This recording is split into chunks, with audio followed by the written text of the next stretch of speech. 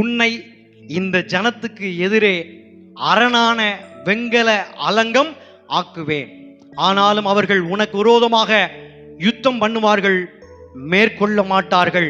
உன்னை ரட்சிப்பதற்காகவும் உன்னை தப்புவிப்பதற்காகவும் நான் உன்னுடனே இருக்கிறேன் என்று கர்த்தர் சொல்லுகின்றார்.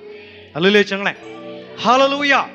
நிச்சயமாக இங்கே இருக்கின்ற ரட்சிக்கப்பட்ட அல்லது ரட்சிக்கப்படாத, கிறிஸ்தவர்களாய் இருக்கின்ற அல்லது கிறிஸ்தவர் அல்லாத, நீதிமான் கூட்டத்தாராய் இருக்கிறவர்களோ துன்மார்க்க கூட்டத்தார்களோ, நன்மை செய்கிறவர்களோ தீமை செய்கிறவர்களோ, இருளின் பிள்ளைகளோ வெளிச்சத்தின் பிள்ளைகளோ, அத்தனை நபருக்கும் எதிராக நம்மை ஆண்டவர் அரணான வெங்கல அலங்கம் ஆக்குவேன் என்று இந்த மாதத்திற்கு கர்த்தர் வாக்குத்தத்தம் உரைத்திருக்கின்றார்.